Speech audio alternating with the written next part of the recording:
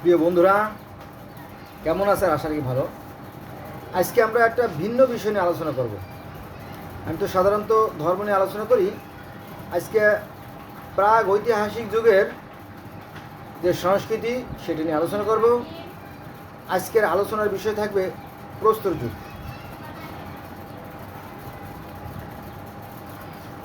চলেন শুরু করি নাকি।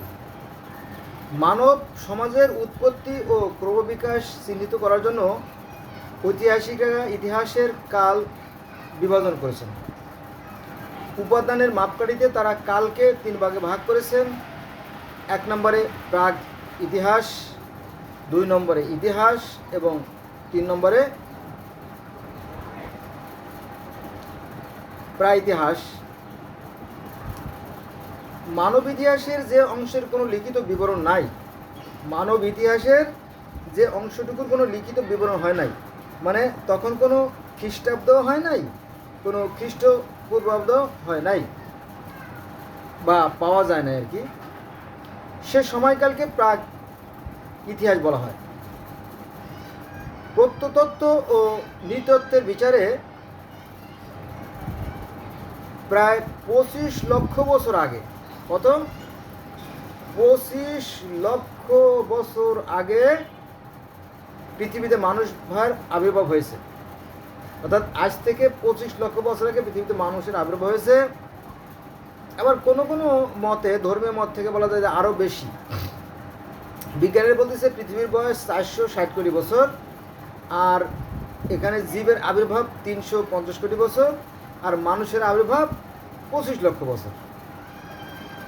আচ্ছা, এই দীর্ঘ সময়ের মধ্যে প্রায় পুরো সময়টা কেটেছে কোনো লিখন, ভাষা বা বিবরণ ছাড়াই। কারণ আগেকার মানুষ লেখাপড়া জানতো না, আগুন জ্বালাতে জানতো না, তাই না? এরকম ছিল, খুবই কষ্ট ছিল তখন। এ সময় লিখিত উপাদান না থাকায় প্রাচীন মানুষের ব্যবহার্য সামগ্রীর, অলংকার, স্থাপত্য, হাতিয়ার, গুহাচিত্র, কিংবদন্তি, ধর্মগ্রন্থ থেকে তথ্য সংগ্রহ করা হয়। অন্যদিকে মানুষের ইতিহাসের যে সময়ের উপর লিখিত বিবরণ পাওয়া যায় তাকে ঐতিহাসিক যুগ বলা হয়। যেখানে ইতিহাস লিখিত পাওয়া যায় তাকে বলা হয় ঐতিহাসিক যুগ। আর এর আগে তো কোনো লিখন নাই। বর্তমানে সাধারণভাবে ধরে নেওয়া হয় যে খ্রিস্টপূর্ব 3000 অব্দে মানুষ লিখন পদ্ধতি আবিষ্কার করছে। খ্রিস্টপূর্ব 3000 অব্দে, খ্রিস্টপূর্ব 3000 অব্দে বলতে পিছনে 3000 আর বর্তমানে চলছে 2000 প্লাস, তাই না? প্রায় 5000 বা 5500 বছর আগে মানুষ এই লিখন পদ্ধতির আবিষ্কার করে, এবং এখন থেকে ঐতিহাসিক যুগ শুরু হয়। মানব ইতিহাসে যে যুগের উপর লিখিত উপাদান আছে বলে মনে করা হয়, কিন্তু সেগুলো এখনও পর্যন্ত পাঠোদ্ধার সম্ভব হয়নি, তাকে প্রায় ইতিহাসকাল বলা হয়। উদাহরণস্বরূপ বলা যায় 1822 সালে হায়ারোগ্লিফিক বর্ণমালার পাঠোদ্ধার পর্যন্ত মিশর সভ্যতা ছিল প্রায় ঐতিহাসিক যুগের সভ্যতা। পৃথিবীতে সর্বপ্রথম মিশরীয়রা লিখন পদ্ধতির আবিষ্কার করছে বলে ধারণা করা হয়। কিন্তু লিপি আবিষ্কারের সাথে সাথে এটি ঐতিহাসিক সভ্যতায় প্রবেশ করে। সিন্ধু সভ্যতাও প্রায় ইতিহাসের অন্তর্ভুক্ত, কারণ এই সভ্যতায় প্রায় সিল ও নিদর্শনে বর্ণমালা খচিত থাকলেও তা পাঠোদ্ধার করা সম্ভব হয়নি। তারা যে তাদের কি ভাষায় তারা লিখছে সেই বিষয়টা বোধগম্য হয় নাই, ফলে সেটা পাঠোদ্ধার করার সময় না। সময়ের পরিবর্তনের সাথে ভাষার পরিবর্তন হয়েছে, লিখন পদ্ধতির আবিষ্কার হয়েছে, আস্তে আস্তে আমরা এই পর্যায়ে আসছি। আমরা আমার মনে আছে যে এই তো 93-94 সালে যখন আমি বিএ ক্লাসের ছাত্র, তখন আমি বগুড়া নটরাম বগুড়া থেকে টাইপ ফাটান শিখছি। তারপরে 2002 সালে এসে যুবন্য থেকে কম্পিউটার শিখলাম। যুগের আবহাওয়া, যুগের পরিবর্তনের সাথে, হ্যাঁ, আবার তারও আগে অর্থাৎ সেই 85-86 সালের সাথে কথা বলি। একবার আমাদের এক বোনের মেয়ের বাচ্চা হয়েছে, তো ঢাকা থেকে একটা টেলিগ্রাফ গেছে। তো আমি ছাত্র হিসেবে বন্ধ ছিলাম না, তো আমি দেখলাম সেখানে লেখা আছে baby has grown come too soon, মানে বাচ্চা জন্ম নিয়েছে, আসুন। টেলিগ্রাফ তো এই এক লাইন লাগছে। তো আমি বললাম যে বোধহয় কারো বাচ্চা হয়েছে, বলে হ্যাঁ আমার মেয়ের বাচ্চা হবে। সে মায়ের নাম হলো আয়শা মুন্সি, আমাদের ভাগ্নি, তার বাচ্চা হবে। তো টেলিগ্রাফ গেছে, আমি পড়লাম যে baby has grown come too soon, এটা লেখা আছে। তো ওরা আমার কথা মানতে রাজি না, না ছোটো মানুষ কি বলতে কি লেখছে কি পড়ছে, হ্যাঁ আন্দাজি। সে চলে গেছে আর একজন মাস্টারের কাছে, রেজাউল মাস্টারের কাছে গেছে।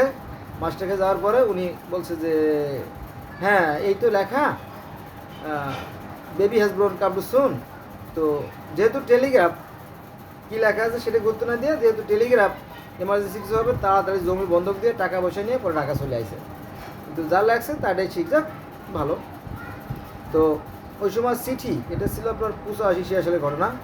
তো ওই সময় চিঠি পড়ার লোকও ক্ষুধা লাগছে, আর এখন তো ঘরে ঘরে শিক্ষিত লোক হয়ে গেছে, তাই না? এগুলো বিষয়। তো পৃথিবীটা দ্রুত পরিবর্তন হচ্ছে।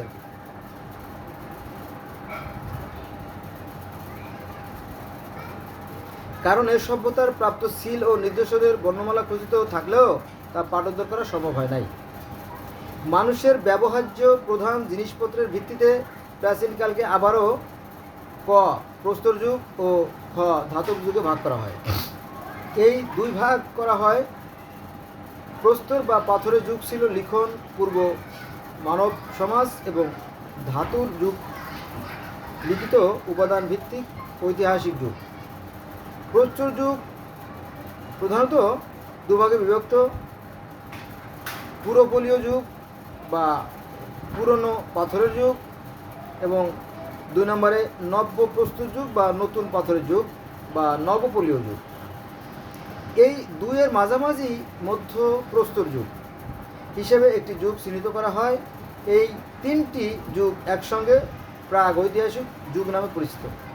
তবে কেউ কেউ প্রস্তর যুগের আগে দীর্ঘ সময়ব্যাপী প্রস্তর পূর্ব যুগের উল্লেখ করে থাকে।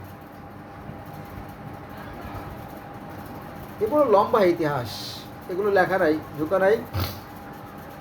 তবে কেউ কেউ প্রস্তর যুগের আগে দীর্ঘ সময়ব্যাপী প্রস্তর যুগের উল্লেখ করে থাকেন। অন্যদিকে ধাতুর যুগকে প্রধানত 3 ভাগে ভাগ করা হয়: ক তাম্রযুগ, খ ব্রোঞ্জ যুগ ও গতে লৌহ যুগ। জীবাশ্ম পর্যালোচনার মাধ্যমে যেমন মানুষের দৈহিক বিবর্তনের সংকেত পাওয়া যায়, তেমনি তার হাতিয়ার তৈরির সাংস্কৃতিক স্তরগুলোর মাধ্যমেও তেমনি একজন চিন্তাশীল প্রাণী হিসেবে তার ক্রমোন্নতির রূপরেখা পাওয়া যায়।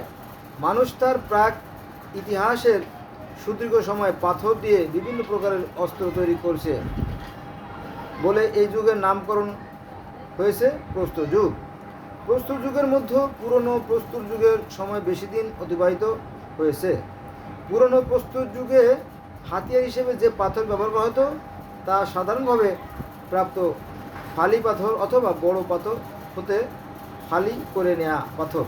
এসব যন্ত্রপাতি ছিল অমসৃণ, কারণ পাথরকে আঘাত করে করে কঠিন চাপে রেখে তারপরে ভাঙা হতো। ভাঙার পরে সেটাকে আবার ছোটো পাথরটাকে আবার ভাঙা হতো। পরে তীরের ফলা, তীর দেখেন না, তীর, ঢাল, সরকি, কাতরা, বল্লম, পিঠে এ জাতীয় অস্ত্র মানুষের তৈরি করতো। অর্থাৎ ওই শলাকার অগ্রভাগে এটা আপনার বিভিন্ন ধরনের ওই ফাইবার জাতীয়, যেমন পাট অথবা গাছের কোনো বাকল, এগুলো দিয়ে তারা বেঁধে বেঁধে ওইগুলো দিয়ে তারা বড় বড় প্রাণী শিকার করতো। এরকম ছিল প্রথম যুগগুলো আর কি, বেশ কঠিন ছিল আর কি। পরে মানুষ তার মেধা, মনন, জ্ঞান, বুদ্ধি কাজে লাগায় আজকের এই চরম উন্নতির শিখর আহরণ করছে। তো আজকে এই পর্যন্ত রইল। সবাই ভালো থাকবেন। আল্লাহ হাফিজ।